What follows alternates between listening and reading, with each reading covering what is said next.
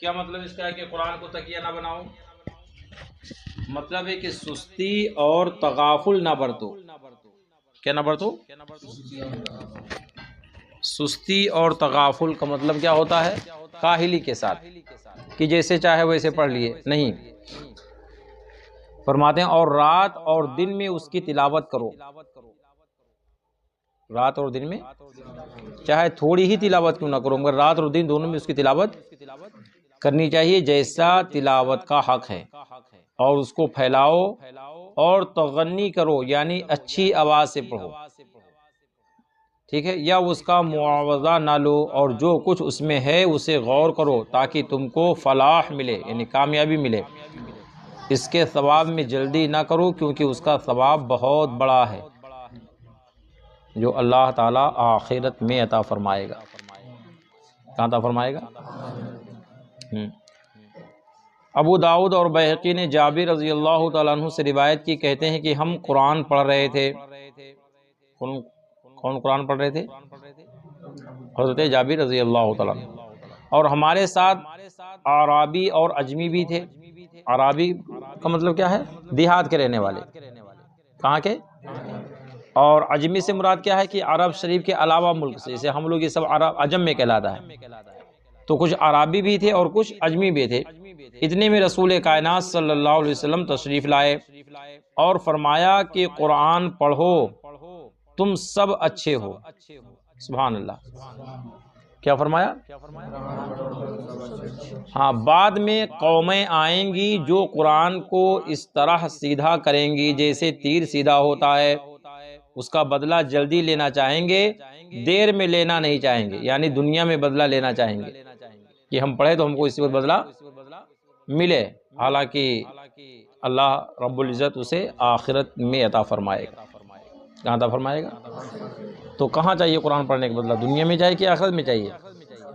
آخرت میں چاہیے، اور دنیا میں بھی اس کا بدلہ اللہ پاک عطا فرماتا ہے۔ حضرت سرکار خواجہ غریب نواز رضی اللہ تبارک و تعالی عنہ ارشاد فرماتے ہیں، جو قرآن شریف جب بندہ کھولتا ہے اور اپنے آنکھوں سے دیکھتا ہے تو اللہ تعالیٰ اس کے آنکھ کی روشنی کو محفوظ فرما دیتا ہے، آنکھ سے تکلیف کو اللہ پاک دور فرما دیتا ہے۔ تو یہ کہاں کا فائدہ؟ آخرت کا کہ دنیا کا ہے؟ یہ دنیا کا فائدہ ہے۔ کہاں کا فائدہ ہے؟ ہاں، تو آخرت میں تو اللہ پاک عطا ہی فرمائے گا، دنیا میں بھی اللہ پاک عطا فرما دیتا ہے۔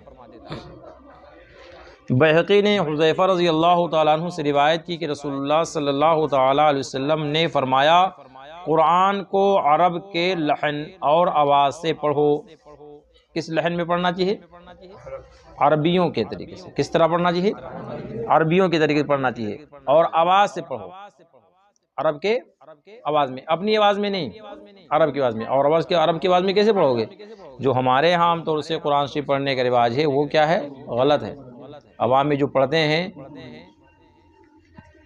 وہ طریقہ اچھا نہیں ہے۔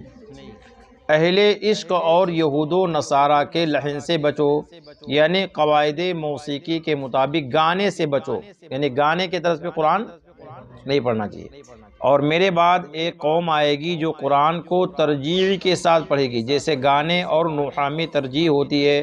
قرآن ان کے گلوں سے تجاوز نہیں کرے گا، ان کے دل فتنہ میں مبتلا ہیں، اور ان کے بھی جن کو ان کی یہ بات پسند ہے۔ جو گانے کی طرز پہ قرآن پڑھیں تو پڑھنے والوں کو جو پسند کریں ان کو بھی کوئی فائدہ نہیں ملے گا۔ ابو سعید بن معلی رضی اللہ تعالیٰ عنہ سے صحیح بخاری میں روایت ہے، کہتے ہیں میں نماز پڑھ رہا تھا اور نبی کریم صلی اللہ تعالیٰ علیہ وسلم نے مجھے بلایا، میں نے جواب نہیں دیا۔ کون نماز پڑھ رہے تھے؟ ابو سعید۔ کس نے بلایا؟ کون سی حالت میں بلایا؟ آواز سے بولیے۔ آپ نماز پڑھ رہے ہو، کوئی آپ کو بلائے تو آپ نماز توڑ کے آؤ گے کہ ویسے چلے آؤ گے؟ جی، نماز پڑھ کے آؤ گے نا؟ ہاں، اگر کوئی آپ کو بلائے نماز پڑھ رہے ہو کہ فلاں ادھر آؤ، تو اب آپ کو کیا کرنا ہے؟ نماز۔ ہاں، مگر دیکھو پیارے مصطفیٰ صلی اللہ تعالیٰ علیہ وسلم کی عظمت، میرے نبی کی شان کتنی بلند ہے، ٹھیک ہے؟ نماز افضل ہے یا رسول پاک صلی اللہ علیہ وسلم افضل ہیں؟ آواز سے بولو۔ اور رسول پاک اگر کسی صحابی کو بلا لے نماز پڑھنے کی حالت میں، تب اس صحابی رسول کو نماز پڑھنا چاہیے کہ حاضر بارگاہ مصطفیٰ ہونا چاہیے؟ آواز سے بولیے۔ ہاں، یہ بارگاہ مصطفیٰ کا ادب ہے۔ فرماتے ہیں ابو سعید کہ میں نماز پڑھ رہا تھا اور نبی کریم صلی اللہ تعالیٰ علیہ وسلم نے مجھے بلایا، میں نے جواب نہیں دیا، اس لیے کہ نماز میں تھے۔ جب نماز سے فارغ ہوا، حضور اقدس صلی اللہ تعالیٰ علیہ وسلم کی خدمت میں حاضر ہوا اور عرض کی یا رسول اللہ صلی اللہ تعالیٰ علیہ وسلم، میں نماز پڑھ رہا تھا۔ ارشاد فرمایا کیا اللہ تعالیٰ نے نہیں فرمایا ہے استجیبوا للہ وللرسول اذا دعاکم، کہ جب اللہ اور اس کے رسول تمہیں بلائیں تو تم حاضر ہو جاؤ، اللہ و رسول کے پاس حاضر ہو جاؤ جب وہ تمہیں بلائیں۔ پھر فرمایا مسجد سے باہر جانے سے پہلے قرآن میں جو سب سے بڑی سورت ہے وہ بتا دوں گا، اور حضور صلی اللہ تعالیٰ علیہ وسلم نے میرا ہاتھ پکڑ لیا۔ جب نکلنے کا ارادہ ہوا میں نے عرض کی حضور صلی اللہ علیہ وسلم نے یہ فرمایا تھا کہ مسجد سے باہر جانے سے پہلے قرآن کی سب سے بڑی سورت کی تعلیم کروں گا۔ فرمایا کہ الحمدللہ رب العالمین، وہی سبع مثانی اور قرآن عظیم ہے جو مجھے ملا ہے۔ سبحان اللہ۔ تو گویا کہ سورہ فاتحہ یہ فضیلت میں سب سے بڑی صورتوں میں سب سے بڑی صورت ہے فضیلت کے اعتبار سے۔ تو اس سے کیا پتہ چلا کہ اگر نماز کی حالت میں بھی اگر ہوتے صحابہ تو حکم تھا کہ پہلے بارگاہ مصطفیٰ میں حاضر ہو، پیارے مصطفیٰ اگر بلا لیں تو تم نماز چھوڑ کر کے جاؤ۔ کتنی عظیم شان ہے رسول کائنات صلی اللہ علیہ وسلم، اور ہم لوگ کس کی امت میں ہیں؟ اے بچے، کس کی امت میں ہم لوگ ہیں؟ رسول کائنات صلی اللہ تعالی علیہ وسلم کی امت میں ہیں۔ ان کی امت ہے کہ نہیں ہے؟ تو ہم اور آپ پر سب سے زیادہ کس کی تعظیم ہے فرض ہے؟ آواز سے بولیے، اور آواز سے بولیں، زور سے بولو۔ رسول اللہ صلی اللہ تعالی علیہ وسلم کی۔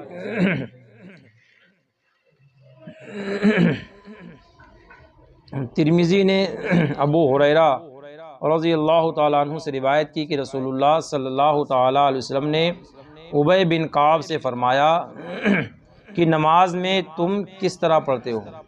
نماز میں تم؟ انہوں نے ام القرآن یعنی سورہ فاتحہ کو پڑھا۔ حضور نے فرمایا قسم ہے اس کی جس کے ہاتھ میں میری جان ہے، نہ اس کی مثل توریت میں کوئی صورت اتاری گئی، نہ انجیل میں، نہ زبور میں، نہ قرآن میں، وہ سبع مثانی اور قرآن عظیم ہے جو مجھے ملا ہے۔ سبحان اللہ۔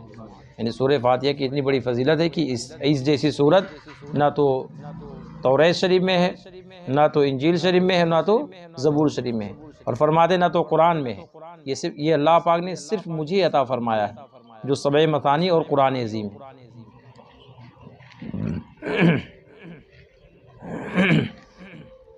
آپ لوگوں میں سے کوئی بیمار ہوتا ہے کہ نہیں ہوتا ہے؟ آواز سے بولو۔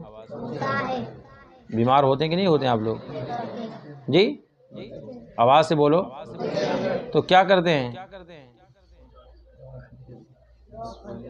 آواز سے بولو۔ بیمار ہوتے ہیں تو کیا کرتے ہیں؟ دوا خانے جاتے ہیں کہ نہیں جاتے ہیں؟ ہاں، ڈاکٹر کے پاس۔ کہاں جاتے ہیں؟ ڈاکٹر کے پاس۔ وہ دوا دیتا ہے کہ نہیں دیتا ہے؟ جانچ بھی کرتا ہے، دوا بھی دیتا ہے۔ اس دوا میں شفا کس نے رکھی ہے؟ آواز سے بولیے۔ کہ ڈاکٹر نے رکھی ہے کہ دوا نے رکھی ہے؟ آواز سے بولو۔ اللہ تعالیٰ نے رکھی ہے۔ دواؤں میں شفا کس نے رکھی ہے؟ اب ایسی کوئی دوا کہ اس کو کھانا نہ پڑے اور ویسے اللہ پاک شفا عطا فرما دے، آپ لوگ چاہتے ہیں کہ نہیں چاہتے ہیں؟ جی ہاں، کل بولیں گے کوئی ایسا کھانا بھی بتا دیجئے کہ کھائیں نہ ویسے پیٹ بھر جائے، ہے نا؟ ایسا بھی کوئی کھانا چاہیے کہ نہ چاہیے کہ کھانا نہ پڑے اور پیٹ بھر جائے؟ ایسا چاہیے کہ نہ چاہیے؟ جی نہ چاہیے، یعنی کھانا چاہیے۔ سرکار فرماتے ہیں کہ سورہ فاتحہ ہر بیماری سے شفا ہے. سبحان اللہ. کیا فرماتے ہیں؟ ہر بیماری سے. اس کا مطلب ہے کہ بیمار اگر ہو تو پہلے سورہ فاتحہ شریف پڑھو، پانی پہ دم کرو اور اسے پیو، کھانے پہ دم کرو اور اسے کھاؤ، تو اللہ تبارک و تعالی تمہیں دوا کھانے کی ضرورت نہیں پڑے گی، اس سے پہلے ہی شفا عطا فرما دے گا. اور اگر دوا کھانا جانا بھی پڑے، دوا لانا بھی پڑے، تو ان دواؤں پہ سورہ فاتحہ پڑھ کر کے پھر کھایا کرو تاکہ اللہ پاک جلد شفا عطا فرما دے. اس لیے کہ سورہ فاتحہ کیا ہے؟ شفا ہے. اسی لیے اس کا ایک نام سورہ شفا بھی ہے. سورہ فاتحہ کا ایک نام کیا ہے؟ ہاں، اس کے کئی نام ہیں. ان ناموں میں سے ایک نام کیا ہے؟ سورہ شفا. ہاں، کہ اللہ پاک نے اس میں شفا رکھی ہے. جس کو پڑھ کر کے دم کر دیا جائے تو اللہ پاک اسے شفا عطا فرما دیتا ہے. سمجھ میں آیا کہ نہیں آیا؟ کوئی ایسا اللہ کا بندہ جو خالی سورہ فاتحہ پڑھ کر کے ہی لوگوں کو دم کرتا رہے تو دیکھو کتنا فائدہ اس کا ہوتا ہے. جی ہاں، بلا شبہ فائدہ ہوگا. وہ روزہ نماز کا پابند ہو اور صحیح طور پر صحیح مخرج کے ساتھ میں تجوید کے ساتھ سورہ فاتحہ شریف پڑھ کر کے اگر وہ دم کر دے تو ضرور اللہ پاک اس کو شفا عطا فرما دے گا. صحیح مسلم میں ابن عباس رضی اللہ تعالیٰ عنہما سے مروی کہتے ہیں جبرائیل علیہ السلام حضور صلی اللہ تعالیٰ علیہ وسلم کی خدمت میں حاضر تھے. کون حاضر تھے؟ آواز سے بولیے. یہ کون ہے حضرت جبرائیل علیہ السلام؟ آواز سے بولیے. سارے فرشتوں میں سب سے افضل. سارے فرشتوں میں اور کہاں موجود ہیں؟ سارے نبیوں میں سب سے افضل، سارے رسولوں میں، ادھر سارے فرشتوں میں سب سے افضل اور ادھر ساری کائنات میں سب سے افضل.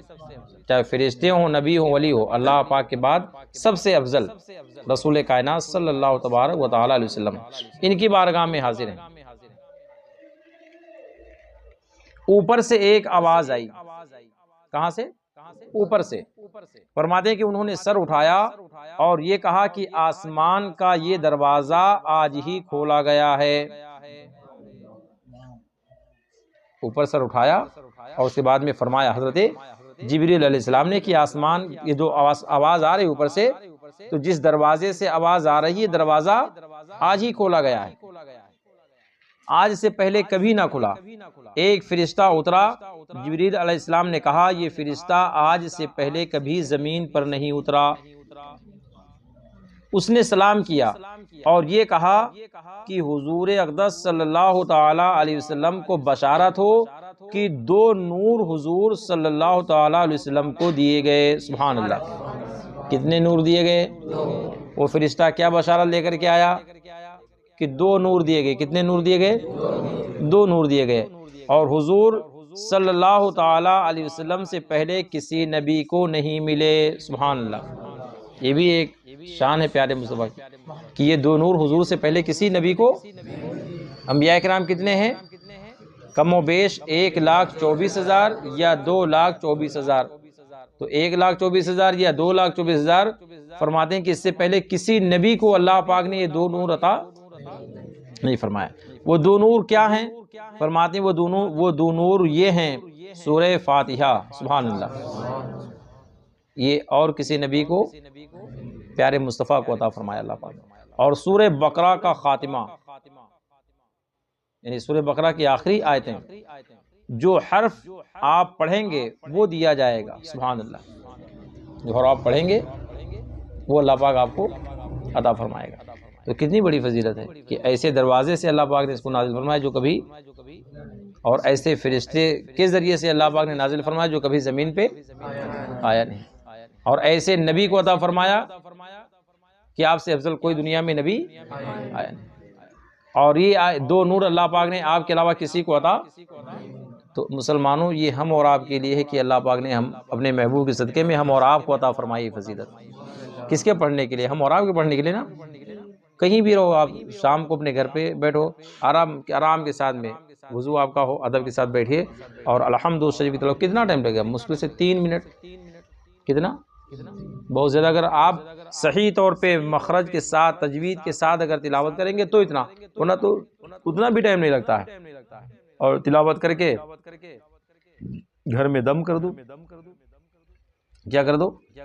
دم کر دو. یہ اپنے ہاتھوں پہ سے دم کر کے ایسے اس کو تھوڑا تاکہ اس کی آواز ہو جائے، تو جو گھر میں مصیبتیں ہوں، پریشانیاں ہوں یا شیطان ہو، سب اس کو سن کر کے بھاگ جائیں گے انشاءاللہ تعالی.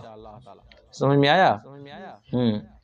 صحیح مسلم میں ابو ہریرہ رضی اللہ تعالیٰ عنہ سے مروی کہ رسول اللہ صلی اللہ تعالیٰ علیہ وسلم اپنے گھروں کو، سرکار نے فرمایا کہ اپنے گھروں کو مقابر نہ بناؤ. اپنے گھروں کو کیا مطلب؟ قبرستان نہ بناؤ اپنے گھروں کو. ہاں، شیطان اس گھر سے بھاگتا ہے جس میں سورہ بقرہ پڑھی جاتی ہے. سبحان اللہ. جس گھر میں سورہ بقرہ کی تلاوت ہوتی ہے اس گھر میں شیطان. ہاں، اس لیے گھر بنانے کے بعد سب سے پہلے سورہ بقرہ کی تلاوت کروایا کرو. دکانیں کھولنے کے بعد سورہ بقرہ کی پہلے تلاوت کروایا کرو، تاکہ کہیں سے شیطان کی کوئی بندش. بولتے ہیں مولوی صاحب کے پاس جائیں گے تو کیا ہے، وہ بول دیں گے بھائی دکان کی بندش ہے. تو اب کیا کرو گے؟ اب اتنے جانکار تو نہیں ہو کہ آپ جان جاؤ کہ بندش ہے کہ نہیں بندش ہے. آپ کو یقین تو کرنا پڑے گا، ہے کہ نہیں؟ اور یقین کرو گے تو حضرت اب کچھ کرم فرمائے بندش کھول دیں. تو حضرت بندش کھولیں گے کہ نہیں کھولیں گے؟ اب بندش کھولیں گے تو ظاہر بات ہے کوئی پھوکڑ میں تھوڑی کھولے گا بندش. جی، ہر کوئی مصباح صاحب جیسا بدھو تھوڑی آئے گا. نہ جانے کیسے کیسے لوگ آتے ہیں اور نہ جانے کیا کہہ کر کے کیا کیا کہہ کر کے نہ جانے کیا کیا کر لیتے ہیں. جب ہار مان کر کے تھک جاتے ہیں تو مصباح صاحب کو رخ کرتے ہیں لوگ. تو پانی منگوا کر کے دم کر دیتا ہوں. الحمدللہ پیر مرشد کا کرم ہے کہ اللہ پاک شفا بھی عطا فرماتا ہے. اور یقین ہونا چاہیے سب قرآن شریف کی آیت ہے. اللہ پاک فرماتا ہے وَنُنَزِّلُ مِنَ الْقُرْآنِ مَا هُوَ شِفَاءٌ وَرَحْمَةٌ لِلْمُؤْمِنِينَ، کہ قرآن یہ مومنوں کے لیے شفا اور رحمت ہے. کیا ہے یہ؟ بس صحیح مخرج کے ساتھ میں پڑھنے والا ہو، پڑھ کر کے آیت شفا کر پڑھ کر کے دم کر دیا جائے تو اگر قریب المرگ ہوگا تو بھی اللہ پاک شفا عطا فرما دیتا ہے. مگر یقین اس کو ہونا چاہیے. کیا ہونا چاہیے؟ یقین ہونا چاہیے. تو سورہ بقرہ شریف کی تلاوت کیا ہے؟ مفید ہے. گھروں میں اپنے اور اپنے دکانوں میں مکانوں میں کروایا کریں. سال بھر میں کبھی کبھار پریشانی کے عالم میں جب ہوتے ہیں تو کم سے کم یہ عادت ڈالیے کہ ہم سال بھر میں سورہ بقرہ شریف کی تلاوت کروائیں گے. اور ہم الحمدللہ ہمارے گھر کے ہمارے بچے اگر پڑھ جائیں یا نونہال ہیں یہ اگر پڑھ جائیں تو دوسروں کو بلانے کی ضرورت کیا ہے، خود ہی پڑھ لیا کریں. نہیں ہفتے میں 15 دن پہ، نہیں 15 دن میں، ایک مہینے میں گھر بیٹھ کر آرام کے ساتھ. اتوار کو چھٹی رہتی ہے، اپنا ظہر کی نماز پڑھے یا فجر کی نماز پڑھے، گھر پہ اپنا گئے سورہ بقرہ شریف کی تلاوت کی، کتنا اللہ پاک برکت عطا فرمائے گا. مگر ہمارے بچوں کو صحیح طور سے پڑھنا آنا چاہیے، ہے نا ردان؟ ہاں، صحیح طور سے پڑھنا چاہیے قرآن شریف، صحیح مخرج کے ساتھ میں، تجوید کے ساتھ میں. تو اللہ پاک اس کا فائدہ پہنچاتا ہے، دنیا میں اس کا فائدہ پہنچاتا ہے. جس گھر میں شیاطین ہوتے ہیں سورہ بقرہ شریف کی تلاوت سے وہ شیاطین گھروں کو چھوڑ کر کے بھاگ جاتے ہیں. تو تلاوت کروانا چاہیے کہ نہیں کروانا چاہیے؟ سورہ بقرہ شریف پڑھوانا چاہیے کہ نہیں پڑھوانا چاہیے؟ اور صحیح مخرج کے ساتھ میں. لوگ بولتے ہیں کہ فائدہ نہیں ہے، لوگ بولتے ہیں فائدہ نہیں ہے. حدیث شریف میں ہے شاید یہ سرکار نے ایک صاحب کو وظیفہ فرمایا تھا، عطا فرمایا تھا کہ جا کر سے اس کو پڑھو. ہو گئے پڑھے مگر کوئی فائدہ. سرکار نے فرمایا کیسے پڑھتے ہو؟ انہوں نے پڑھ کر کے سنایا تو تجوید کے ساتھ نہیں تھا. تو سرکار نے ان کو سکھایا کہ ایسے پڑھو، اور پھر جب اس کو پڑھے تو اللہ پاک نے اسے سوا عطا فرمایا ان کو. یہ کسی بزرگ کا قول ہے، بہرحال ہے یہ، میں نے پڑھا ذہن میں نہیں آ رہا ہے کہ یہاں سرکار سے یا کسی ولی کا قول ہے، یہ ہے. تو کہنے کا مطلب ہے کہ تجوید کی اہمیت ہے. کیا ہے؟ تجوید کے ساتھ قرآن شریف پڑھنے کی اہمیت ہے. بغیر تجوید کے پڑھنے پہ کوئی فائدہ نہیں ہوتا ہے. یہاں تک کہ حدیث پاک میں یہ یوں ارشاد فرمایا کہ انسان قرآن شریف کی تلاوت کرتا ہے اور قرآن اس پر لعنت بھیجتا ہے. بندہ کیا کرتا ہے؟ تلاوت کرتا ہے، اور قرآن کیا کرتا ہے؟ اس پر اللہ لعنت بھیجتا ہے قرآن. تو کون لوگوں پر؟ کون لوگوں پر بھائی؟ ہاں، آپ کو سائیکل چلانے میں ٹائم ہے، دوستوں احباب کے ساتھ جانے کھیلنے میں ٹائم ہے، مگر ہمارے بچوں کو آدھا ایک گھنٹہ کا ٹائم نہیں ملتا ہے کہ چلو ہم قرآن شریف صحیح کر لیں۔ ہر چیز کا ٹائم ہے، باقی میں جب دیکھتا ہوں نکلتا ہوں، دیکھو سائیکل سے ٹہل رہے ہیں، گھوم رہے ہیں دوستوں احباب کے ساتھ، اور اتنا ٹائم نہیں ملتا ہے کہ چلو ہم عصر سے مغرب تک یا فجر کے بعد میں آدھا ایک گھنٹہ جائیں گے مدرسے میں، ہم تجوید سیکھیں گے۔ آپ قرآن شریف کتنے پڑھ لی اس سے ہم کو نہیں بحث ہے، مگر آپ صحیح طور پہ پڑھنے کے لیے اگر آپ کو قاعدہ ہی کیوں نہ پڑھنا پڑے تو آپ کو پڑھنا ہے، اس لیے کہ آپ کو تجوید سیکھنا ہے۔ تجوید آپ کو، ہاں یہ ہم دیکھتے ہیں 25 پارہ کالونی میں ایک بچی ہے، ایک بچہ ہے، پڑھنے کے لیے وہ لوگ آتے ہیں، قرآن شریف کئی بچے پڑھتے ہیں، ان کا ہم نے جائزہ لیا، کوئی 25 پارہ، کوئی 26 پارہ، کوئی 13 پارہ، اور ہم پڑھا رہے ہیں الحمد شریف تو وہی نہیں صحیح ہو پا رہا ہے ان کا۔ ہاں الیاس بھی اتنی ہم ان کو خالی اعوذ باللہ من الشیطان الرجیم ان کو ہم رٹوا رہے ہیں، بسم اللہ الرحمن الرحیم ہم صحیح کروا رہے ہیں، تو وہ نہیں کروا رہے ہیں جی۔ تو میں ان کو پہلے بولتا ہوں بھائی اگر ہمارے پاس پڑھنا ہے تو جیسے میں پڑھاؤں گا ویسے آپ کو پڑھنا ہے، نہیں پڑھانا ہے تو آپ جہاں تک جہاں پڑھو، ہم کو کوئی سروکار نہیں۔ ہاں نستعین پڑھنا ہے تو نستعین پڑھتے ہیں، یؤمنون پڑھنا ہے تو یؤمنون پڑھتے ہیں، بتاؤ کتنا غلط ہے قرآن شریف۔ اللہ تعالیٰ فضل فرمائے۔ یہ سب اپنے مسلمان بھائیوں کی کمی ہے کہ وہ یہ نہیں سمجھتے کہ ہاں قرآن شریف ہم کو کیسے پڑھنا ہے، اور پڑھانے والوں کو اللہ پاک ان پر بھی رحم فرمائے کہ جو بچے پڑھ رہے ہیں تو وہ حق ہے، اور غلط قرآن شریف پڑھانے والا وہ تنخواہ کا حقدار نہیں ہوتا ہے، شرعاً و تنخواہ کا حقدار اگر کوئی لیتا ہے تو گنہگار ہے۔ سمجھ میں آ رہا ہے؟ مگر اللہ پاک آپ لوگوں کی آنکھوں کو کھولے، ذہن و دماغ کو اللہ پاک کھول دے کہ آپ سوچیں کہ ہاں ہمارے لیے کیا چیز اچھی ہے، کیا چیز اچھی نہیں ہے۔ دیکھو حدیث پاک میں کیا سرکار فرماتے ہیں، صحیح مسلم میں ابو امامہ رضی اللہ تعالیٰ عنہ سے روایت ہے کہ رسول اللہ صلی اللہ تعالیٰ علیہ وسلم کو میں نے یہ فرماتے سنا کہ قرآن پڑھو کیونکہ وہ قیامت کے دن اپنے اصحاب کے لیے شفیع ہو کر آئے گا۔ سبحان اللہ۔ قرآن شریف قیامت کے دن کیا آئے گا؟ اپنے اصحاب کے لیے۔ اپنے اصحاب سے مراد کیا ہے؟ اپنے پڑھنے والے کے لیے شفیع بن کر آئے گا، مطلب کیا ہے کہ شفاعت کروائے گا وہ اللہ پاک کی بارگاہ میں، وہ ہاں شفاعت کروائے گا۔ دو چمکدار صورتیں بقرہ و آل عمران کو پڑھو کہ یہ دونوں قیامت کے دن اس طرح آئیں گی گویا دو ابر ہیں یا دو صاحبان ہیں یا سب بستہ پرندوں کی دو جماعتیں ہیں، وہ دونوں اپنے اصحاب کی طرف سے جھگڑا کریں گی۔ اللہ، اپنے پڑھنے والے کے لیے کیا کریں گی؟ آواز سے بولو، سمجھ میں نہیں آ رہا ہے؟ آگے سر کے بیٹھو۔ ہاں ریحان سے کریں تو ریحان پیچھے دیکھ رہے ہیں بیچارے، یہ لگتا ہے کہ کسی دوسرے سے کریں۔ آگے سر کے بیٹھے جگہ ہے تاکہ وہاں تک آئے پیچھے تک آواز۔ کیا فرما رہے ہیں کہ یہ دونوں کیا کریں گی؟ جھگڑا کریں گی۔ کس سے جھگڑا کریں گی جی؟ آواز سے بولیے، اور آواز سے بولیے، اللہ پاک سے۔ حالانکہ اللہ تعالیٰ جھگڑا کرنے سے پاک ہے۔ اللہ پاک جھگڑا کرنے سے، اس سے کون جھگڑا کر سکتا ہے؟ اس کے سامنے کس کی ہے؟ مگر یہ اللہ کا کلام ہے، کسی اور کا کلام نہیں ہے۔ اور سورہ ملک شریف کے بارے میں، تبارک الذی کے بارے میں تو فرمایا کہ وہ رب سے ایسا جھگڑا کرے گی نا، ایسا جھگڑا کرے گی کہ رب سے وہ یہ کہے گی کہ بھائی اگر میں، اللہ پاک کی بارگاہ میں یہ عرض کرے گی کہ اگر میں تیرا کلام نہیں تو نکال دے اپنے کلام سے مجھے، اللہ، اور میں اپنے پڑھنے والے پر عذاب نہیں ہونے دوں۔ قبر میں اس پہ عذاب اگر آئے گا تو وہ جائے گی رب کی بارگاہ میں، اور ایسے جھگڑا کرے گی جیسے لوگ آپس میں جھگڑا کرتے ہیں، جھگڑے گی رب سے، یہاں تک کہ اللہ تبارک و تعالیٰ کی بارگاہ سے بخشش کا پروانہ لے کر آئے گی۔ کیا پروانہ لائے گی؟ تو اللہ پاک اسے فرمائے گا کہ ٹھیک ہے جا، میں نے اسے بخش دیا، وہ جنت میں جائے گی، وہاں سے بستر لے گی، آپ کے لیے تکیہ لائے گی، اور اس کے بعد میں آپ کے قبر شریف میں آئے گی، اور اس کے بعد میں پوچھے گی کوئی تکلیف تو نہیں ہوا تھا تم کو؟ اللہ، اپنے پڑھنے والے سے کیا پوچھے گی کہ گھبرائے تو نہیں تھے آپ؟ میں چلی گئی تھی آپ سے تو آپ گھبرائے؟ اللہ اکبر، یہ شان ہے سورہ ملک شریف پڑھنے کی، اس لیے رات میں سورہ ملک شریف کی تلاوت کیا کرو بیٹا، ٹھیک ہے؟ جن لوگوں کو قرآن شریف پڑھنا آتا ہے اور رات میں سورہ ملک شریف کی تلاوت ضرور کر لیا کریں۔ یہاں دیکھو فرماتے ہیں کہ یہ دونوں سورہ آل عمران اور سورہ بقرہ شریف، یہ اللہ پاک کی بارگاہ میں دونوں شفاعت کے لیے جھگڑا کریں گی۔ سورہ بقرہ کو پڑھو کہ اس کا لینا برکت ہے اور اس کا چھوڑنا حسرت ہے، اور اہل باطل اس کی استطاعت نہیں رکھتے، یعنی کوئی حق پر نہ ہو، ناحق ہو، یا کفار و مشرکین یہ سورہ بقرہ کی طاقت نہیں رکھتے ہیں، اس لیے سورہ بقرہ شریف کی تلاوت کرنی چاہیے۔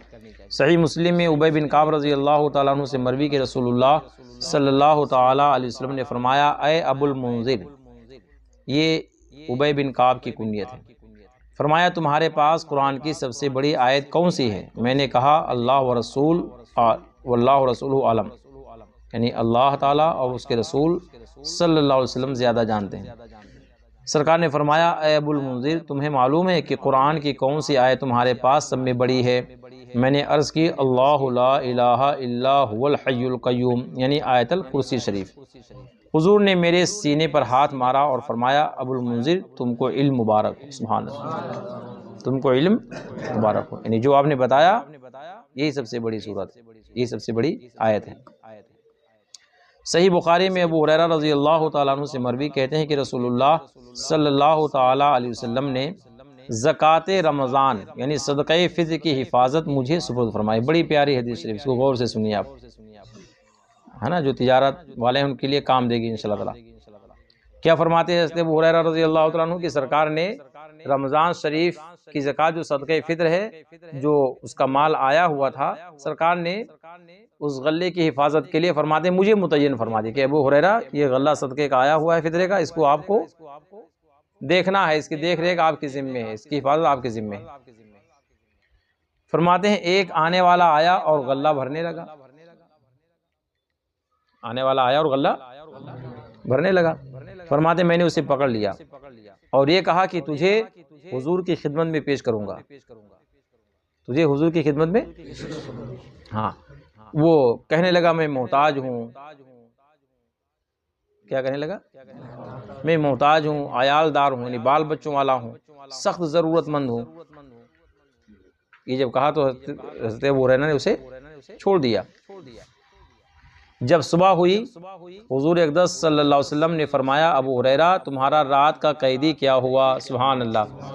تبھی تو ہمارے امام فرماتے ہیں اور کوئی غیب کیا تم سے نہا ہو بھلا، جب نہ خدا ہی چھپا تم پہ کرو درود۔ وہ مال کہاں تھا؟ حضرت ابو ہریرہ کہاں تھے؟ آنے والا کیسا تھا؟ کیسے چھوڑا؟ یہ کس کو پتا؟ یہ مگر مدینے والے آقا کو سب پتا ہے، آقا کریم صلی اللہ علیہ وسلم کو سب پتا ہے کہ رات میں کون آیا تھا، کیا کر رہا تھا، کیسے چھوڑ دیا۔ جب سرکار نے پوچھا ابو ہریرہ رات کا وہ قیدی کیا ہوا؟ فرماتے ہیں میں نے عرض کی یا رسول اللہ اس نے شدید حاجت اور عیال کی شکایت کی، مجھے رحم آ گیا اور چھوڑ دیا۔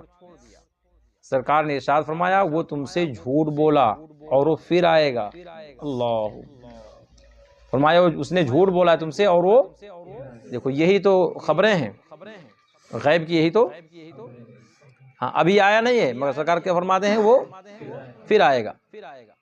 حضرت ابو ہریرہ فرماتے ہیں کہ میں نے سمجھ لیا کہ وہ پھر آئے گا، کیونکہ حضور اقدس صلی اللہ علیہ وسلم نے فرما دیا ہے۔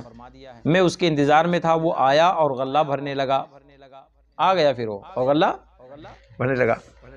فرماتے ہیں میں نے اس کا ہاتھ پکڑ لیا اور یہ کہا تجھے رسول اللہ صلی اللہ تعالیٰ علیہ وسلم کے پاس پیش کروں گا۔ اس نے کہا مجھے چھوڑ دو، میں محتاج ہوں، عیال دار ہوں، اب نہیں آؤں گا۔ اب فرماتے ہیں مجھے رحم آ گیا، اسے چھوڑ دیا۔ صبح ہوئی تو حضور اقدس صلی اللہ علیہ وسلم نے فرمایا ابو ہریرہ تمہارا قیدی کیا ہوا؟ میں نے عرض کی اس نے حاجت شدیدہ اور عیال داری کی شکایت کی، مجھے رحم آیا، اسے چھوڑ دیا۔ حضور نے فرمایا وہ تم سے جھوٹ بولا اور پھر آئے گا، جھوٹ بولا اور وہ پھر آئے گا۔ فرماتے ہیں کہ میں اس کے انتظار میں تھا، وہ آیا اور غلہ بھرنے لگا، میں نے پکڑا اور کہا تجھے حضور اقدس صلی اللہ تعالیٰ علیہ وسلم کے پاس پیش کروں گا۔ 3 مرتبہ ہو چکا تو کہتا ہے نہیں آئے گا، تو کہتا ہے نہیں آئے گا، پھر آتا ہے۔ اس نے کہا مجھے چھوڑ دو، میں تمہیں ایسے کلمات سکھاتا ہوں جن سے اللہ عز و جل تم کو نفع دے گا۔ آنے والا چور سکھا رہا تھا، کون سکھا رہا تھا؟ ہاں چور بھی سکھانے لگے اچھی چیزیں۔ جی چور کا کام ہے اچھا کام کرنا، حضرت سیدنا امیر معاویہ رضی اللہ تعالیٰ عنہ آرام فرما رہے تھے۔ کون؟ آواز سے بولو۔ بلال ادھر منہ کرو، ہاں ادھر منہ کرو۔ کون آرام کر رہے تھے؟ حضرت امیر۔ یہ کون ہے؟ آواز سے بولیے، کون ہے یہ؟ ہاں، صرف یہ نہیں کہ صحابی رسول ہیں، صحابی رسول تو ہی ہیں الحمدللہ، مگر تمام مسلمانوں کے ماموں ہیں۔ آواز سے بولو، ہم لوگوں کے بھی کون ہیں؟ ہاں، حضرت امیر معاویہ رضی اللہ تعالیٰ عنہ کون ہیں؟ تمام مسلمانوں کے ماموں ہیں۔ آپ ایک دن سو رہے تھے اور سونے میں یہاں تک کہ نوبت پہنچی کہ ایسا لگا کہ فجر کی نماز قضا ہو جائے گی، فجر کی نماز۔ اب شیطان آیا اور آپ کو جگا دیا۔ کون آیا؟ جگا دیا۔ حضرت کی آنکھ کھلی تو دیکھا، جان گئے کہ وہ ہے۔ پر بھئی تیرا کام یہ کب سے ہو گیا؟ تو لوگوں کو اچھے کاموں سے روکتا ہے، تیرا کام ہے برے کام کی طرف لے جانا ہے، تیرا نیک کام کب سے ہو گیا؟ یعنی تو نیک کام کب سے کرنا شروع کر دیا؟ اس نے کہا کہ حضور آپ سو رہے تھے، نماز کے پابند تھے، میں نے سوچا کہ آپ کو جگا دوں، آپ کی نماز قضا نہ ہو جائے۔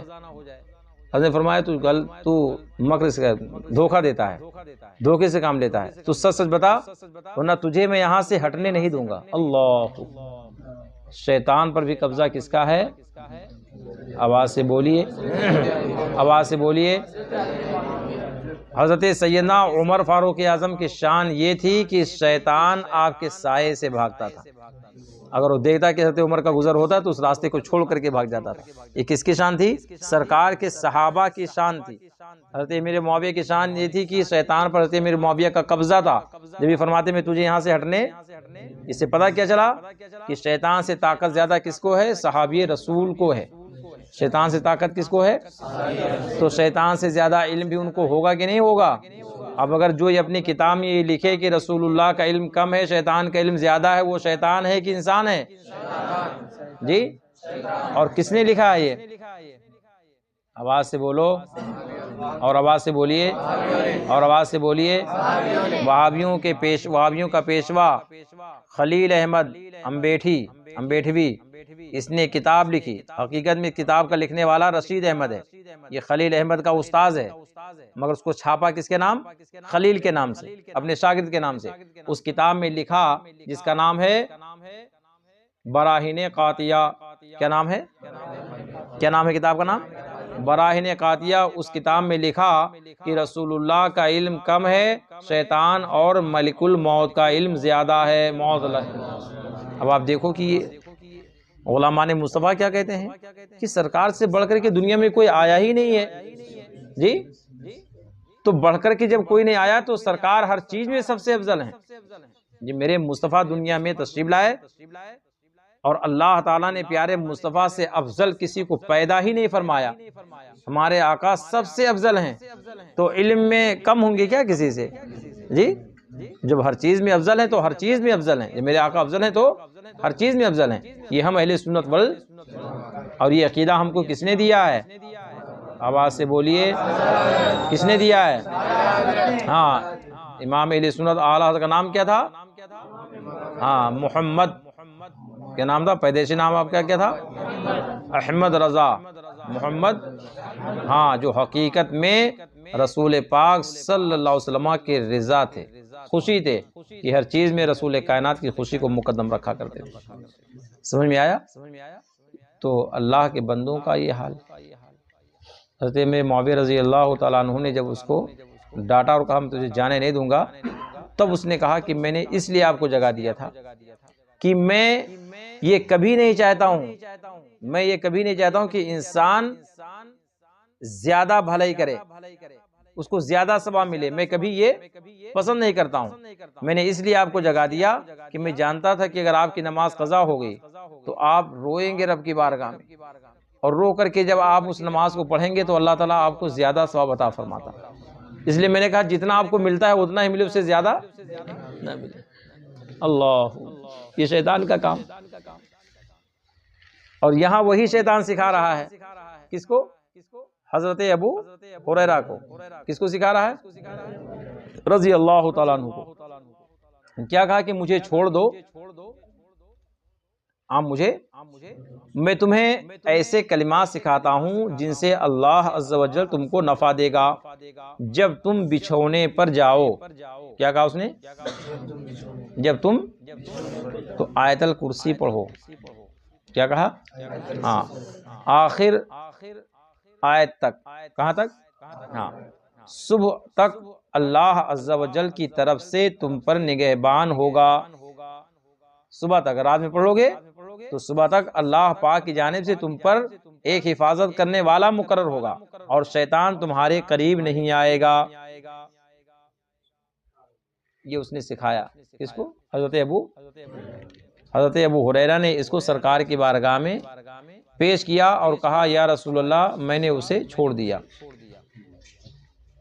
جب صبح ہوئی حضور اقدس صلی اللہ علیہ وسلم نے فرمایا تمہارا قیدی کیا ہوا؟ میں نے عرض کی، اس نے کہا چند کلمات تم کو سکھاتا ہوں، اللہ عز و جل تمہیں ان سے نفع دے گا۔ حضور نے فرمایا یہ بات اس نے سچ کہی، وہ بڑا جھوٹا ہے۔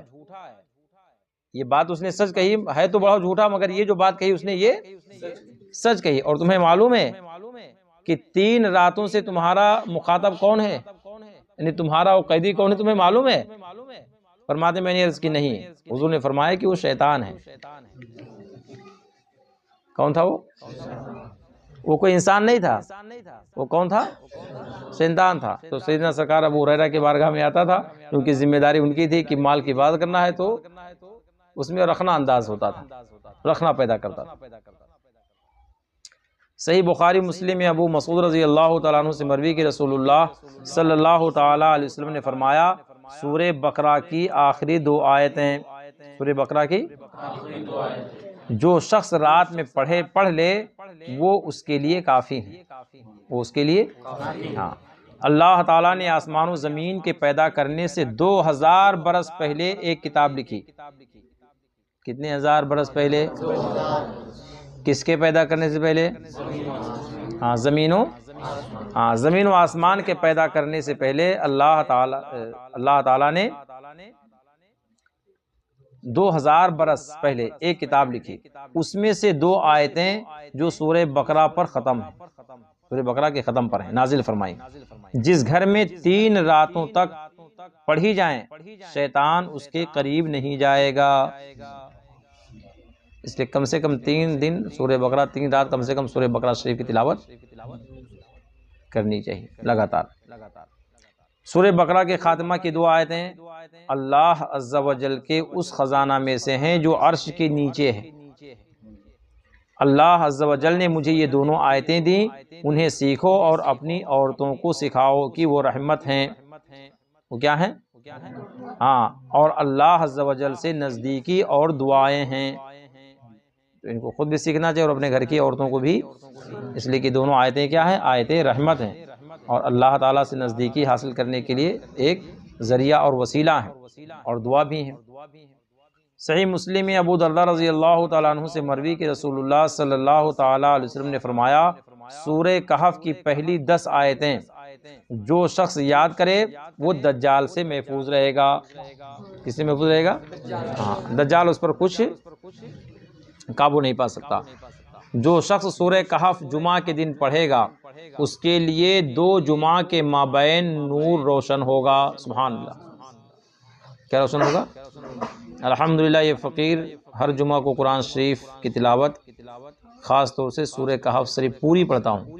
سورہ کہف شریف آپ لوگ تحدیث نعمت کے طور پر کہتا ہوں، کوئی فخر کے طور پر نہیں کہتا ہوں، خالی بتانے کے لیے، اس لیے کہ بہت سارے ہمارے شاگرد بھی اس میں بیٹھے ہوئے ہیں، تو کم سے کم یہ سوچیں گے کہ ہمارے استاد پڑھتے ہیں تو ہم کو بھی پڑھنا چاہیے۔ بتانے کا کیا مطلب ہے؟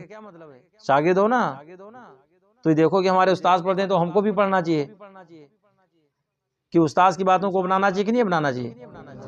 نہیں اپنانا چاہیے، اپنانا چاہیے۔ تو سورہ جمعہ کے دن میں سورہ کہف شریف کی تلاوت کرنی چاہیے۔ 15ویں پارے میں شروع ہے اور 16ویں پارے میں وہ ختم ہے۔ پوری سورہ پڑھا کرو، پوری سورہ، ٹھیک ہے؟ ہر چیز کے لیے دل ہے۔ سرکار کیا فرماتے ہیں؟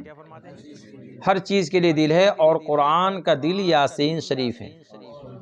جس نے یاسین پڑھی 10 مرتبہ قرآن پڑھنا، اللہ تعالیٰ اس کے لیے لکھے گا۔ سبحان اللہ۔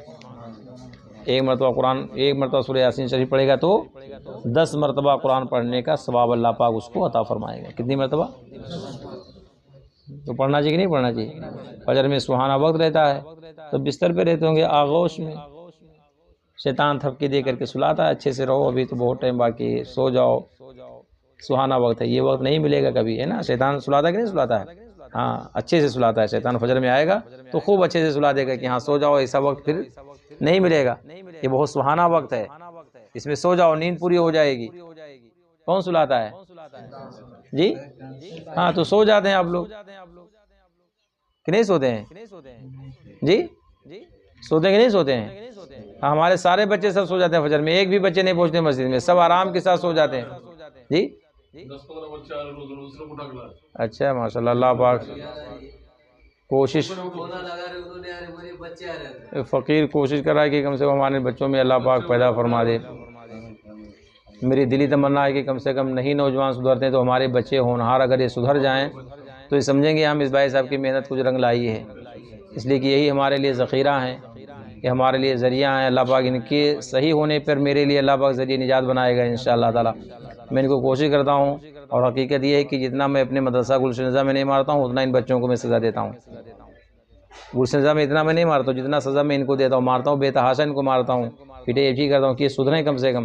یہ اگر سدھر جائیں گے تو آنے والا زمانہ انشاءاللہ تعالی اچھا رہے گا انشاءاللہ تعالی۔ یہ خرافات جو آج ہوتے ہیں انشاءاللہ تعالی جس سے یہ بری رہیں گے، اور ایک جماعت اگر ہمارے بچوں کی تعداد اگر ہو جائے گی نا تو میں چیلنج کے ساتھ بولتا ہوں آج جو خرافات بکتے ہیں نا ان کے ٹانگ چیر کر کے پھینک دیں گے انشاءاللہ تعالی، جو خرافات بکتے ہیں سب۔ جی ہاں، یہ بچے اگر سدھر گئے تو جو آنے والا زمانہ ہے، اگر یہ پوری ایک جماعت اگر تیار ہو گئی نا پورے سری نگر کے اندر تو کسی کے اندر دم نہیں ہوگا جو شریعت کی خلاف ورزی کر سکے انشاءاللہ تعالی۔ اب یہ کہ ہمارے گارجین جو ہے ان کو بھی اللہ پاک توفیق عطا فرمائے، ہدایت عطا فرمائے، جو بچے نونہال ہیں اللہ پاک ان کو، اسی لیے میں کبھی کبھار دعا کرتا ہوں اور گارجینوں کو کہتا ہوں کہ اپنے بچوں کا ذہن دے، اپنے بچوں کا دیکھو، بھوش دیکھو، ان بچوں کے صدقے میں نیک بنو۔ ہیں بتاؤ، مٹکے سٹکے میں سٹے میں اتنے ملوث ہیں بچے، اللہ، اپنے بچوں کا بھی لحاظ نہیں کرتے کہ ان کا کیا ہوگا بیچاروں کا، گھر کا گھر سب بتاؤ تباہ و برباد کر دیں۔ اور کون سے بچوں کی رپورٹ آتی ہے؟ نمازی بچوں کی، اللہ، جن کو میں جانتا ہوں اچھی طریقے سے، بتاؤ ایسے بچے، اللہ، بتائیے وہ مٹکا اور سٹا جو شریعت میں ناجائز و حرام ہے، جس کے بارے میں صریح لفظ اللہ پاک نے قرآن پاک میں نازل فرمایا ہے، انما الخمر والمیسر، میسر جوئے ہی کو بولتے ہیں، اور مٹکا یہ جوئے ہی کی قسم سے، ایسے بچے ملوث ہیں، اللہ۔ اور معلوم ہے حاجی صاحب 1-2 ہزار روپے کی نہیں، حاجی نعیم صاحب کو معلوم ہے؟ تعجب کی بات ہے، تب کون سے رہبری کرتے ہیں؟ آپ بولیں کہ مصباح صاحب وہاں مدینہ مسجد میں بیٹھ کر کے کہاں سے خبر رکھتے ہیں؟ الحمدللہ فقیر آپ سے محبت کرتا ہے، کوئی برا مجھے کہہ رہا ہے وہ کہنے دیجیے، اس سے مجھے نہیں فکر ہے، مگر میں آپ سے محبت کرتا ہوں، اور میں کنفرم طور پہ میں ہر بچے کی اپنی فکر رکھتا ہوں کہ کون بچہ کہاں جا رہا ہے، کہاں کھیل رہا ہے، کہاں بیٹھ رہا ہے۔ یہ جو لڑکے کھیلتے ہیں ان کو معلوم نہیں ہوگا کہ کہاں گئے، میں سب ان کے اڈے بھی بتاتا ہوں آپ کو، اور آپ پوچھیں حاجی صاحب تو میں ان کے اڈے بھی بتاتا ہوں کہ کہاں جا کر کے بیٹھ کے کھیلتے ہیں، اللہ۔ ان کے والدین کو نہیں معلوم ہوگا، مگر فقیر یہ محبت کی دلیل ہے، ورنہ میری کیا پڑی ہوئی ہے، میری کیا پڑی، اس سے کچھ فائدہ ہے، میرا کوئی نقصان ہے، مگر میں جانتا ہوں کہ میرا بچہ کیا کرتا ہے، ہمارے مقتدی ہیں، ہمارے شاگرد، ہمارے دوست، ہمارے بھائی کہاں جاتے ہیں، مجھے پورا پرفیکٹ معلوم ہے۔ اللہ تعالیٰ رحم فرمائے۔ بتاؤ اسی نہیں نوبتیں آ جاتی ہیں کہ اپنے عورتوں کے سب زیورات بھی بیچ دیتے ہیں، گھر کے سامان بیچ دیتے ہیں لوگ، اور مٹکے میں جا کر کے خرچ کرتے ہیں۔ میں آپ لوگوں سے میں ہاتھ جوڑتا ہوں، اپنے آپ لوگوں سے جو جوان ہمارے ہیں، کہ آپ مجھ پہ نہیں اپنے بچوں پہ رحم کرو بھائی، مجھے نہ دیکھو آپ، کہ حضرت کہتے ہیں آپ کو برا لگے تو میں معافی مانگتا ہوں، مگر میں ضرور یہ کہوں گا کہ آپ اپنے بچوں کا خیال کرو، یہ بچے آپ کی امانت ہیں، اور امانت میں خیانت جائز نہیں ہے۔ اگر آج آپ نے ایسا کیا، کل بچہ اگر آپ کا بگڑ گیا تو ذمہ دار آپ اس کے ہوں گے، کوئی دوسرا نہیں آئے گا۔ اور اللہ پاک کی بارگاہ میں اگر وہ دامن آپ کے پکڑے گا کہ مولا میرا قصور نہیں، میرے باپ کا قصور تھا، میرا باپ ایسے تھا، مٹکے کھیلتا تھا اس لیے میں نے کھیلا، وہ جوئے کھیلتا تھا اس لیے میں کھیلا، وہ شراب پیتا تھا اس لیے میں شراب پیا، تو آپ بتاؤ کہ آپ اپنے گناہ کا حساب دو گے کہ اپنے بچے کے گناہ کا حساب دو گے؟ اس لیے رحم کرو اپنے بچوں پر کہ کم سے کم آپ کی لت آپ کے بچوں میں نہ پڑے۔ آج آپ کے پاس میں پیسہ ہے، کوئی ضروری نہیں کہ آپ کے بچوں کے پاس بھی پیسہ ہو، اور جب لت جب لگ جائے گی، ان کی عادت بن جائے گی، پیسہ نہیں پائیں گے تو کیا کریں گے؟ جا کر کسی کے دکان کے تالے توڑ دیں گے، رات میں جا کر بیٹھ کر کے کہیں چوراستے پہ کسی کی گاڑی کو رکا کر کے اس کی گاڑی سے پیسے لے لیں گے، کسی کو چاقو دکھا کر اس کے جیب سے پیسے نکالیں گے۔ بھئی جب نہیں ہوگا تو ایسے بچے ایسے تو کرتے ہیں نا، یہ جو آج چوریاں ہوتی ہیں بچے جو بنتے ہیں وہ اسی لیے بنتے ہیں کہ ماں باپ کو دیکھ کر کے کہ ماں باپ کی حالت بگڑی ہوئی، بچے جب جوان ہوتے اب پیسے نہیں تو کہاں جائیں گے؟ ماں باپ نے ان کو کمانا نہیں سکھایا، ماں باپ نے اپنے بچوں کو محنت کرنا نہیں سکھایا، اپنی عیش کی زندگی گزارتے رہے، جو بھی پیسہ ماں باپ سے پایا مٹکے سڑکے جوئے شراب میں سب مست رہے۔ آخرکار جب ان کے بچے پیدا ہوئے، اب جب باپ تو پورا سب لٹا دیا سب، اب وہ بیچارے خالی ہاتھ ہیں، اور عادت پڑی ہوئی ہے ان کو مٹکے کھیلنے کی یا شراب پینے کی، پیسہ نہیں تو کہاں سے لائے گا وہ؟ ظاہر بات ہے کہ چوری کریں گے، اور چوری کریں گے تو کیا ہوتا؟ اچھا کس کا بچہ ہے؟ اچھا وہ فلاں کا بچہ ہے، وہ فلاں کا بچہ ہے، کیا اپنے بچے کو سکھایا تھا؟ تو کس کی بدنامی ہو رہی ہے؟ آواز سے بولیے۔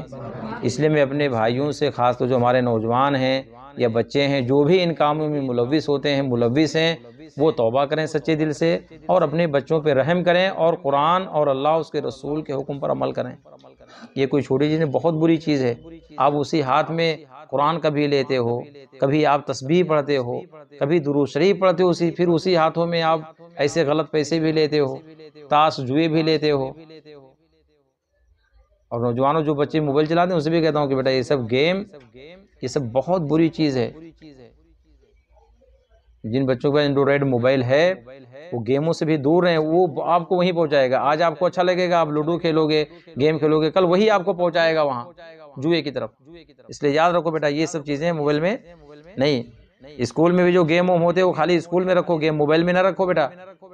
ہاں یہ سب اسکول، یہ سب یہ جو انگریزی تعلیم جو ہوتی ہے یہ بھی کوئی یعنی کوئی بہت اچھی چیز نہیں ہے، میں اس کا مخالف نہیں ہوں، مگر وہیں سے ساری چیزیں سکھائی جاتی ہیں۔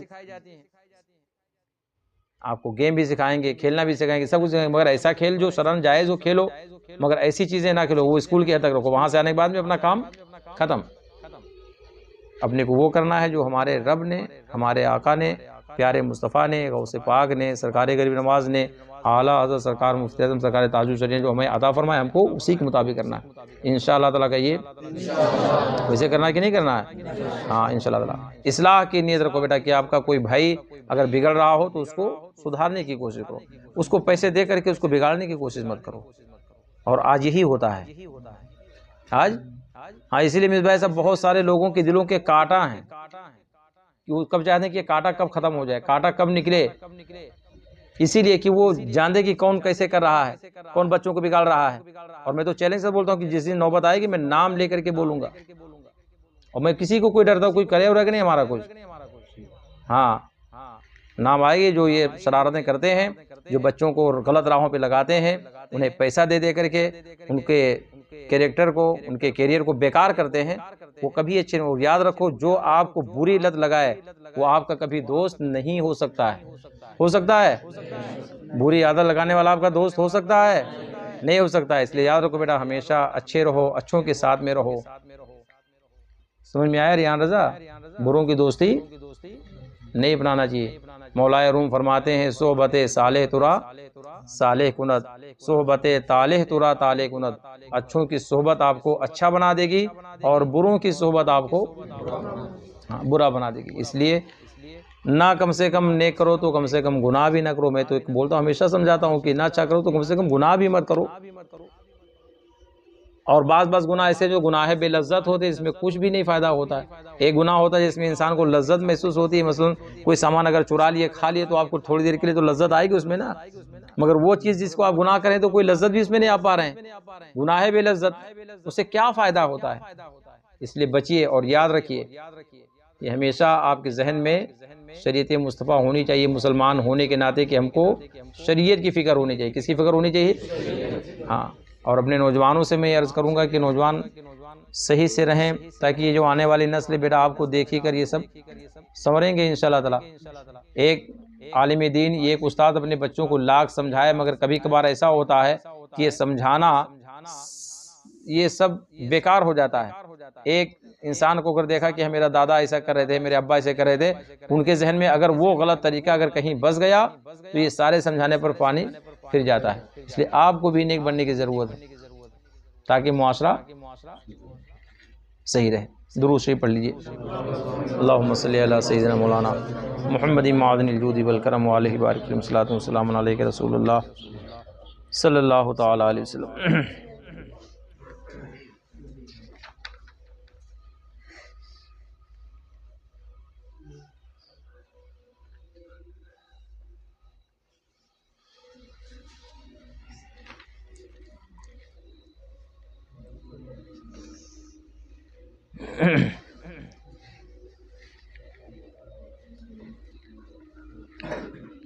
خالد بن معدان نے کہا، نجات دینے والی سورت کو پڑھو، وہ الف لام میم تنزیل ہے۔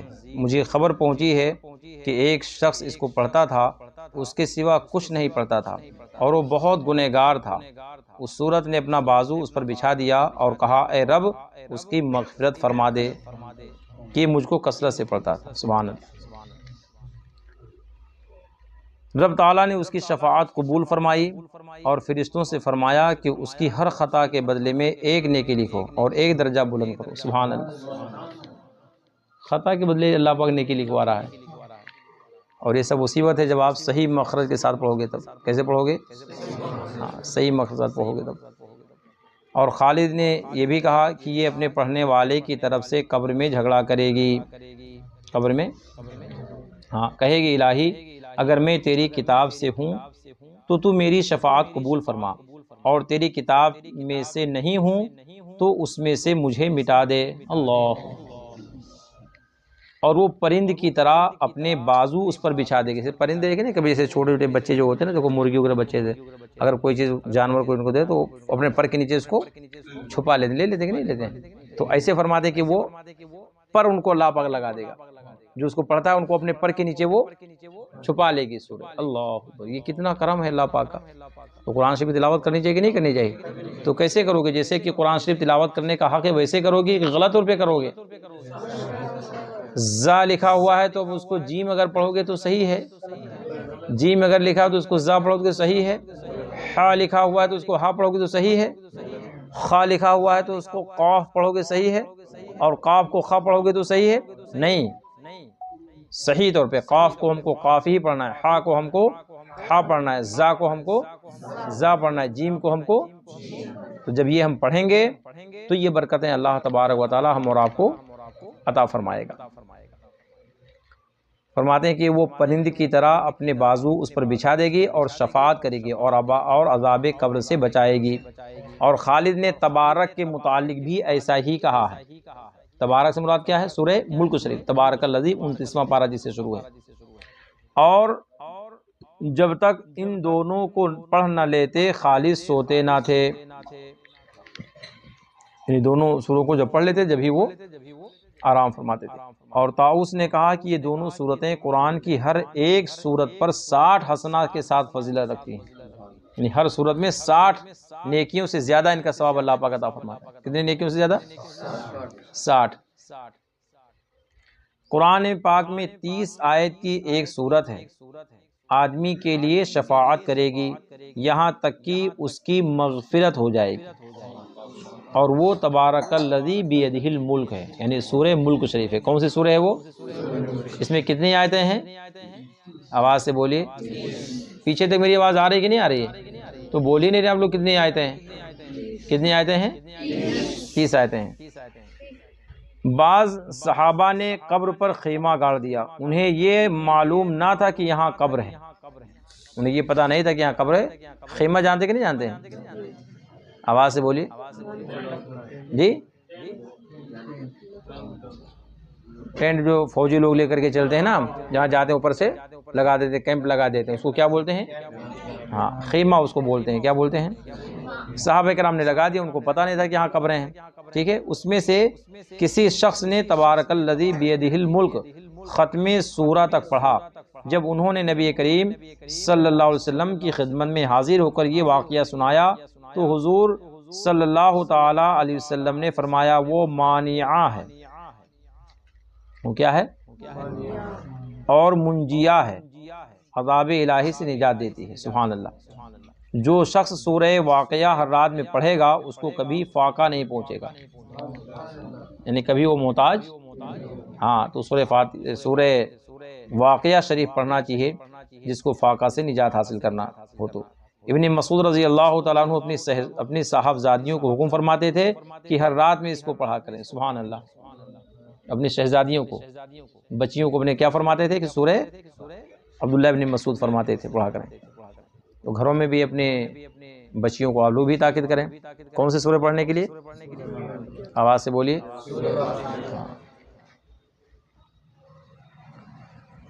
کیا تم اس کی استطاعت نہیں رکھتے کہ ہر روز 1000 آیتیں پڑھا کرو؟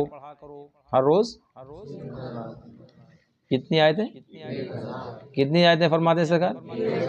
1000 پڑھا کرو۔ لوگوں نے عرض کی اس کی کون استطاعت رکھ سکتا ہے؟ جی نہیں، ہر روز 1000 آیتیں کون پڑھے گا یا رسول اللہ؟ اس کی استطاعت کون رکھ سکتا ہے کہ ہر روز 1000 آیتیں وہ پڑھے؟ سرکار نے فرمایا کہ اس کی استطاعت نہیں کہ الہاکم التکاثر پڑھ لیا کرو۔ سبحان اللہ۔ کیا پڑھ لیا کرو؟ اب مطلب کیا ہو کہ اگر کوئی ایک مرتبہ الہاکم التکاثر پڑھتا ہے تو اللہ تعالیٰ 1000 آیتیں پڑھنے کا ثواب اسے عطا فرماتا ہے۔ کتنا ثواب عطا فرماتا ہے؟ اس کو یاد کر لو، چھوٹی صورت کوئی بہت بڑی صورت نہیں۔ الہاکم التکاثر حتی زرتم المقابر، آسان بھی ہے، کوئی زیادہ سخت، اس میں الفاظ بھی بہت آسان ہیں، کوئی زیادہ مشکل الفاظ بھی نہیں ہیں۔ فرماتے ہیں کیا تم اس سے عاجز ہو کہ رات میں تہائی قرآن پڑھ لیا کرو؟ رات میں تہائی قرآن پڑھ لیا کرو۔ لوگوں نے عرض کی تہائی قرآن کیوں کر کوئی پڑھے گا؟ فرمایا کہ قل هو اللہ احد تہائی کی برابر ہے۔ سبحان اللہ۔ اگر کوئی قل هو اللہ شریف پڑھتا ہے تو 1/3 کے برابر اللہ پاک اسے ثواب۔ تہائی جانتے ہو؟ 1/3 یہ کس کو بولتے ہیں؟ کسی چیز کے 3 حصے کر دیا جائے تو ایک کو کیا بولتے ہیں؟ تہائی۔ اگر ایک مرتبہ کوئی پڑھتا ہے سورہ اخلاص یعنی قل هو اللہ احد شریف تو اللہ پاک 1/3 قرآن پڑھنے کا ثواب عطا فرماتا ہے۔ اذا زلزلت الارض زلزالها نصف قرآن کے برابر ہے، اور قل هو اللہ احد 1/3 قرآن کے برابر ہے، اور قل یا ایھا الکافرون 1/4 کے برابر ہے۔ سرکار فرماتے ہیں جو ایک دن میں 200 مرتبہ قل هو اللہ پڑھے اس کے 50 برس کے گناہ مٹا دیے جائیں گے، مگر یہ کہ اس پر دین ہو۔ اگر قرض ہوگا تو پھر نہیں مٹائیں گے، قرض ہوگا تو، اس لیے قرض بہت بھاری چیز ہے۔ قرض کیا ہے؟ ہاں، شہیدوں کے ہر گناہ کو اللہ پاک معاف فرما دے گا مگر قرض کو، اس لیے قرض جس سے لو اس کو قرض واپس کر دینا چاہیے۔ کسی نے پوچھا یا رسول اللہ صلی اللہ تعالی علیہ وسلم قرآن میں سب سے بڑی سورت کون سی ہے؟ فرمایا قل هو اللہ احد ہے۔ کیا فرمایا؟ ہاں، اس نے عرض کی قرآن میں سب سے بڑی آیت کون ہے؟ فرمایا آیت الکرسی، اللہ لا الہ الا هو الحی القیوم ہے۔ اس نے کہا یا رسول اللہ کون سی آیت آپ کو اور آپ کی امت کو پہنچنا محبوب ہے، یعنی اس کا فائدہ و ثواب؟ فرمایا سورہ بقرہ کے خاتمہ کی آیت کہ وہ رحمت الہی کے خزانہ سے عرش الہی کے نیچے سے ہیں۔ اللہ تعالیٰ نے وہ آیت اس امت کو دی، دنیا و آخرت کی کوئی خیر نہیں مگر یہ کہ اس پر مشتمل ہو، یعنی دنیا اور آخرت کی ساری بھلائیاں، سارا خیر کس پر مشتمل ہے؟ سورہ بقرہ کی آخری آیتوں پر۔ تو سورہ بقرہ شریف کی آخری آیتیں پڑھنا چاہیے۔ یاد ہیں کہ نہیں یاد ہیں وہ؟ جی آمن الرسول یاد ہے؟ یاد نہیں ہوں گے۔ قبر شریف اس کو پڑھنا چاہیے۔ تو آپ لوگ جنازہ پڑھ کر کے چلے آتے ہو گھر، قبر شریف پہ جاتے ہیں، جنازہ پڑھ لیا بس کام ختم، واپس چلے آتے ہو۔ قبر شریف پہ جانا چاہیے، اور وہاں جب تلاوت ہو اصالہ ثواب کے لیے تو رکنا چاہیے، اصالہ ثواب کرنا چاہیے مردوں کے لیے، اس کے بعد میں آنا چاہیے۔ جو شخص اعوذ باللہ السمیع العلیم من الشیطان الرجیم 3 مرتبہ پڑھ کر سورہ حشر کی پچھلی 3 آیتیں پڑھے، اللہ تعالیٰ 70,000 فرشتے مقرر فرمائے گا جو شام تک اس کے لیے دعا کریں گے، اور اگر وہ شخص اس روز مر جائے تو شہید مرے گا، اور شام کو پڑھ لے تو اس کے لیے بھی یہی حکم ہے۔ جو قرآن پڑھے اس کو اللہ عز و جل سے سوال کرنا چاہیے۔ ان قریب ایسے لوگ آئیں گے جو قرآن پڑھ کر آدمیوں سے سوال کریں گے۔ جو قرآن پڑھ کر آدمیوں سے کھانا مانگے گا، قیامت کے دن اس طرح آئے گا کہ اس کے چہرے پر گوشت نہ ہوگا۔ اللہ، قرآن پڑھ کر کے، اس کا مطلب کہ نہیں، قرآن پڑھنے پر جو اجرت لی جاتی ہے وہ کیا ہے؟ جائز نہیں تھا شریعت میں، مگر بعد میں علماء نے اس کو جواز کا حکم دیا۔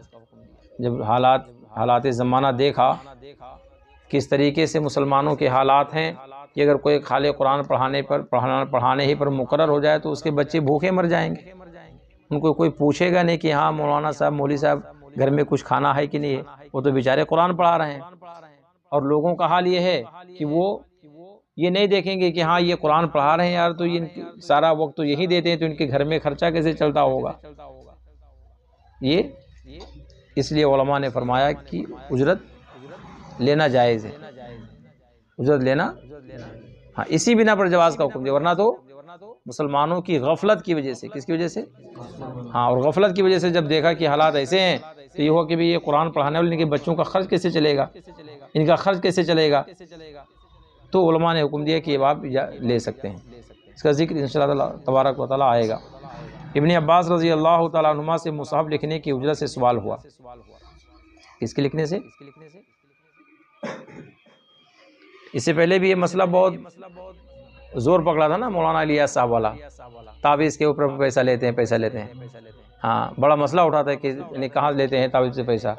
ڈاکٹر کو دکھا دیں گے، وہ 500 روپیہ اگر لے گا تو کوئی حرج نہیں ہے، وہ 300 روپیہ اس کو آرام سے دے کر کے چلے آئیں گے، 200 روپیہ اس کی فیس دے کر کے چلے آئیں گے۔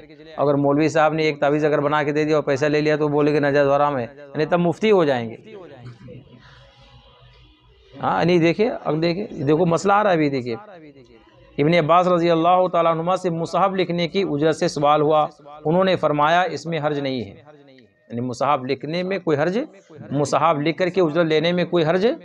کیا مطلب اس کا؟ کچھ سمجھے، مصحف کو سمجھے، قرآن شریف لکھنے کی اجرت لینا یہ جائز ہے یا نہیں؟ تو حضرت عبداللہ ابن عباس کون ہیں؟ سرکار کے چچا زاد بھائی ہیں، حضرت عبداللہ حضرت عباس کے بیٹے حضرت عبداللہ سرکار کے کون ہیں؟ اور الحمدللہ مفسرین میں سب سے بڑا مقام حضرت سیدنا عبداللہ ابن عباس کا ہے، رئیس المفسرین، سب سے بڑے مفسر آپ ہیں۔ آپ سے جب یہ پوچھا لوگوں نے کہ قرآن شریف لکھنے کی اجرت لینا جائز ہے کہ نہیں ہے، تو آپ نے فرمایا اس میں کوئی حرج نہیں ہے، یعنی وہ لے سکتا ہے، اس لیے کہ وہ لکھنے کی اجرت قرآن کی نہیں، قرآن کی اجرت کون دے سکتا ہے؟ اور قرآن کو کون بیچ سکتا ہے؟ اور قرآن کو دنیا میں کون خرید سکتا ہے؟ مگر لکھنے میں جو وقت لگا رہا ہے نا، اس وقت کی قیمت وہ لے سکتا ہے، اس وقت کی قیمت فرماتے اس میں کوئی حرج نہیں۔ وہ لوگ نقش بناتے ہیں اور اپنی دستکاری سے کھاتے ہیں، یعنی یہ ایک قسم کی دستکاری ہے، اس کا معاوضہ لینا جائز ہے۔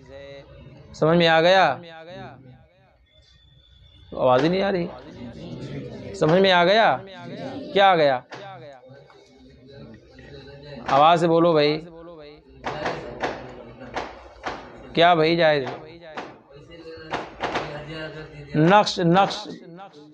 نقش جو بنائی جاتی ہے نا، وہ نقشے تو تعویذ میں نقشے بنائے، اس کو نقشے ہی بولتے ہیں۔